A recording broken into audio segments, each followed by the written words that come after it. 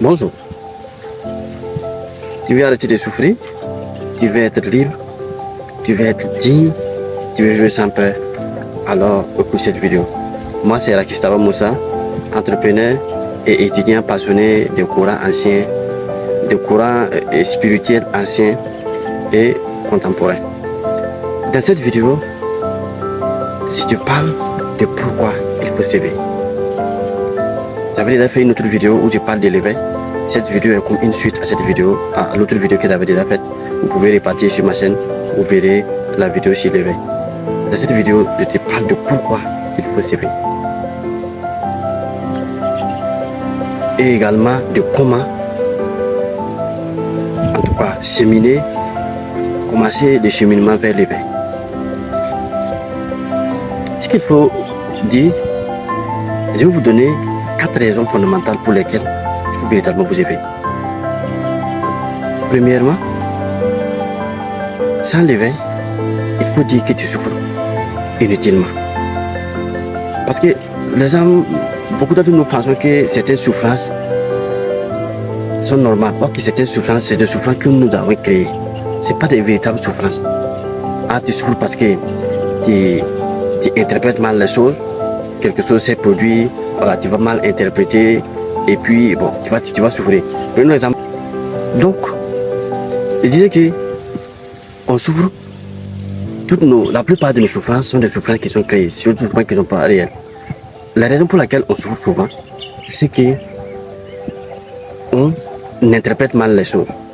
Prenons l'exemple de quelqu'un, nous sommes dans l'ère des réseaux sociaux. Il y a quelqu'un qui poste sa photo sur les réseaux sociaux et qui n'a récolté peut-être que 5 j'aime en toute une journée. Qu'est-ce que la personne, quelqu'un qui ne se connaît pas, va se dire, ah, c'est parce que je suis vilain, c'est parce que je ne suis pas bien, c'est parce que bon, ma photo n'est pas belle. Et à cause de ça, il va commencer à souffrir parce qu'il a mal interprété la situation. C'est une mauvaise interprétation, ce n'est pas la réalité. Hein? Ou souvent, on aime anticiper les choses. Hein? On aime anticiper les choses. Quelqu'un, par exemple, qui a son parent qui est malade dans un hôpital très loin, bon, il appelle ceux qui sont avec le malade et personne ne répond. Il peut déjà dire que bon, ouais, c'est fini. Si personne ne répond, c'est que c'est fini. Donc, ce n'est pas la réalité. C'est une interprétation. Sinon, ce n'est pas véritablement la réalité. Il y a aussi le fait que nous pensons souvent que nos pères sont des réalités. Nos pères ne sont pas des réalités. Peut-être que nous avons fait quelque chose dans le passé qui n'a pas marché. Et quand on est en face de la même situation, on pense que ça va se produire de la même manière. Non. Quand tu penses comme ça, tu vas véritablement souffrir. Et il y a le fait que nous pensons que nos pensées sont des réalités, sont des faits. Or que nos pensées ne sont pas des faits. Ce n'est seulement que des pensées. Par exemple, tu es en face d'un projet et tu veux le réaliser, mais tu es en train de te dire, bon, ah, ça là, ça va pas marcher. Hein. Est-ce que les gens vont accepter? Mais ça, c'est ce que tu es en train de penser. Mais ce ne sont pas véritablement des faits, ce n'est que des pensées. Bouddha disait, la souffrance est inévitable, mais les douleurs inutiles sont optionnelles.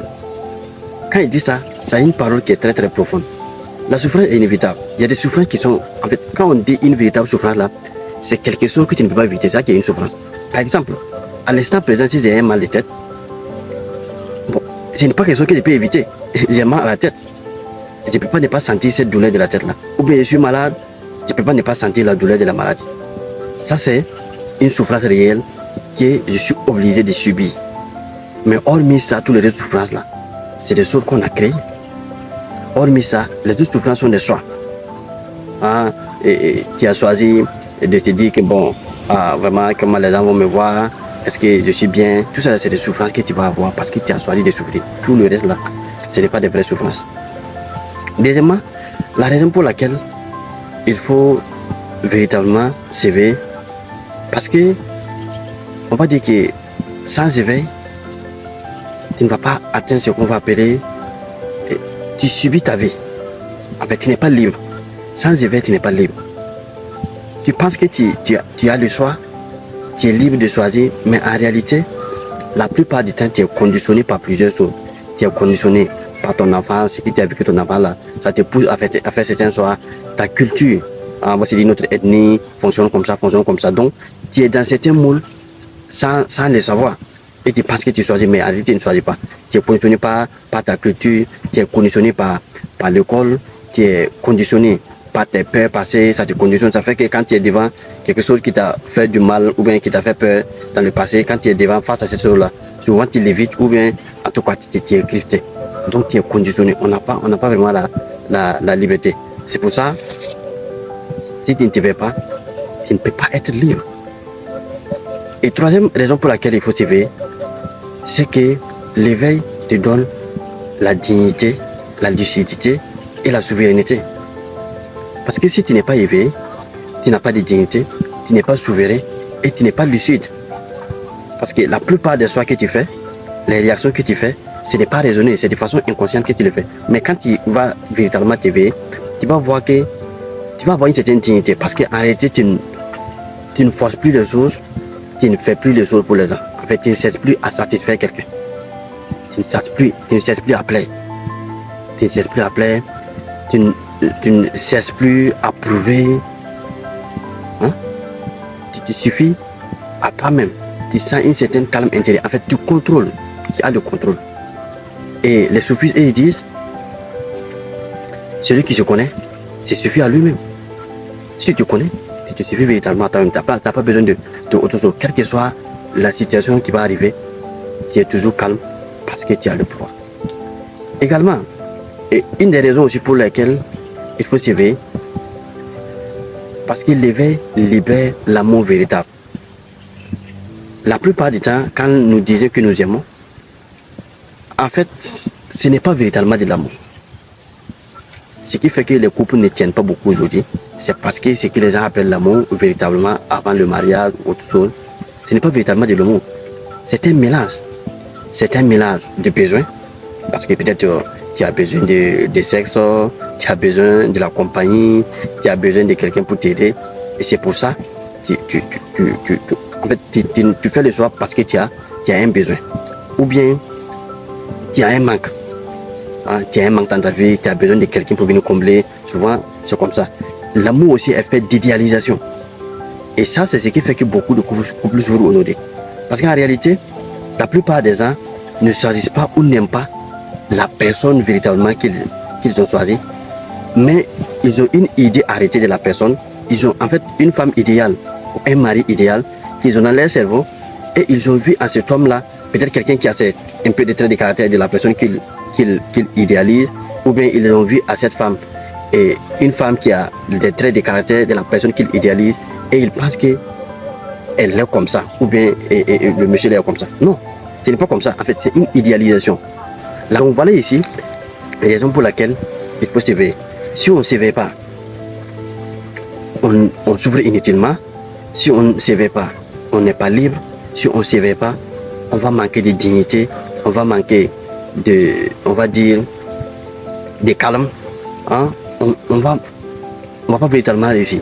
Si on ne s'éveille pas, on ne va pas connaître ce qu'est véritablement l'amour. Et également, si on ne s'éveille pas, en fait, on va subir sa vie au lieu de vivre sa vie. Et c'est ce qui arrive à beaucoup de personnes dans cette vie. Il faut dire 80% des gens subissent leur vie et au soir de leur vie, ils sont étonnés de leur situation. Maintenant, si nous venons à comment s'éveiller, il faut dire que ici, je vous donne quelques cheminements simples pour pouvoir véritablement débuter l'éveil. Comme on l'a dit, l'éveil, ça demande un travail de longue haleine. Voilà, tu ne vas pas commencer le cheminement aujourd'hui et puis tu vas voir le résultat demain. Ce n'est pas possible. Il faut que c'est des choses que tu vas pratiquer au quotidien sur 1 mois, 2 mois, 3 mois pour commencer véritablement à voir les premiers résultats. Donc, par où il faut commencer? D'abord, il faut apprendre à observer. Quand on dit ici observer, c'est apprendre à observer son mental. C'est-à-dire qu'il faut prendre quelques minutes, tu t'assois quelque part, tu fermes les yeux et tu fais attention seulement à tes pensées. Tu observes tes pensées. Tu observes à quoi tu penses. Tes pensées passent, tu regardes. Faut pas te voir comme le penseur, mais tu te vois comme l'observateur de ces pensées. Tu vois tes pensées, tu observes ce que tu ressens, tu observes ce qui te fait peur. Et tout ça, c'est important. Il faut commencer véritablement à observer tes pensées, à observer ce que tu ressens, ce qui te fait mal là. Commence par observer véritablement ça. Deuxièmement, c'est d'apprendre à faire le silence. Quand on parle de faire le silence, c'est le silence interne, le silence intérieur. Voilà. Et comme le disent les maîtres, le silence, c'est la langue de Dieu. Également, un des points importants pour pouvoir véritablement prendre le chemin de l'éveil, c'est être honnête avec soi-même. C'est commencer par être honnête avec soi-même. Tu peux mentir aux gens que tu es comme ça, que tu es une personne bien, que voilà, en fait, tu peux mentir aux gens, mais tant que tu ne vas pas arrêter de mentir à toi-même, il n'y a pas moyen que tu puisses t'éveiller, il n'y a pas moyen que tu puisses véritablement changer ta situation. Ce n'est pas possible. C'est pour ça qu'il faut véritablement apprendre à être honnête avec soi-même. Se poser certaines questions. Qu'est-ce que je fuis dans la vie? Qu'est-ce que je fuis? Qu'est-ce qui me manque véritablement? Qu'est-ce qui me manque? Qu'est-ce qui me fait peur? Parce que souvent, il y a certaines choses que nous faisons, que nous ne voulons pas que le monde sache. Mais toi-même là, tu dois te poser la question. Qu'est-ce que moi je casse? Qu'est-ce que je ne veux pas que le monde sache? Quel caractère est enfoui en moi? Ou bien quel comportement j'ai? Que c'est entre moi et Dieu seulement. C'est Dieu seul qui sait que moi j'ai fait ça. Je sais que si les gens sachent, les gens savaient ce que j'ai fait, c'est sûr que je ne serais plus regardé. Pour toi, véritablement, toutes ces questions. Le jour que tu vas décider d'être honnête avec toi-même, ne plus te mentir à toi-même, c'est véritablement le jour que tu vas te sentir libre, tu vas te sentir léger. Et également, des points importants pour lesquels il faut aussi pour pouvoir véritablement s'éveiller, on va dire, c'est apprendre la présence consciente. Il faut apprendre à être présent. Vous l'avez vu, pour véritablement s'éveiller, voilà, le cheminement qu'il faut suivre, comme je l'ai dit, le résultat ne sera pas automatique. Il faut vraiment pratiquer pendant un bout de temps pour commencer à avoir les premiers résultats. Donc il faut commencer par s'observer ses ressentis, observer ses pensées, sans véritablement se juger. Il faut apprendre à faire le silence, parce que le silence, c'est la langue de Dieu. Il faut aussi apprendre à être honnête, se poser les vraies questions, être honnête avec soi-même. Tu peux mentir au monde, mais reste honnête avec toi. Le jour que tu vas accepter de te dire toi-même la vérité, de reconnaître ce que tu es, de reconnaître qui tu es, tu vas véritablement t'éveiller et enfin apprendre la présence. Il faut apprendre la présence, il faut apprendre à vraiment être concentré. Donc ça c'est la méditation et on va en revenir. Donc si cette vidéo t'a plu, je te demande de liker, de la partager et je te demande également de t'abonner si ce n'est pas encore fait. Voilà, parce que dans cette chaîne, je te partagerai chaque semaine des vidéos qui peuvent véritablement changer ta vie. Merci et à la prochaine.